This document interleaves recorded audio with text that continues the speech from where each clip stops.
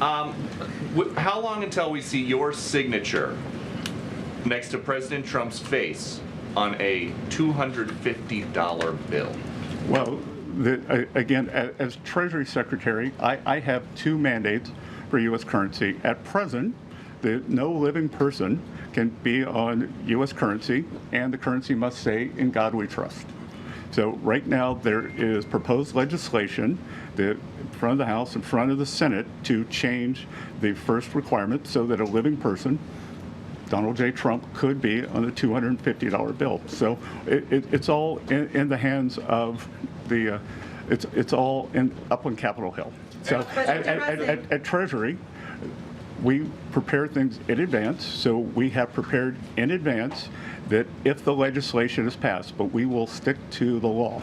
You said that it's up to Congress. The president's face is on a $250 bill, but it is actually the Washington Post that's reporting two political appointees from the Treasury Department who have asked agencies to be ready to do that. Do you think politically it's a good idea to put his face on a $250 bill when people are struggling to afford gas and groceries? I don't really understand this Washington Post article. That who hears from the Post? Yep.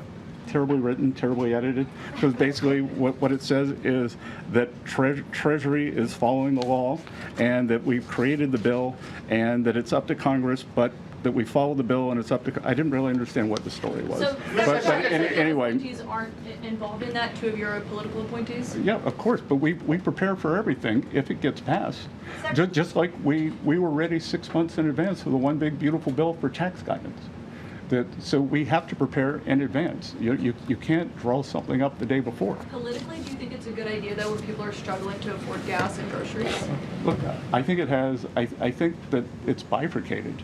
That do you think we should have a 250th anniversary, the celebration?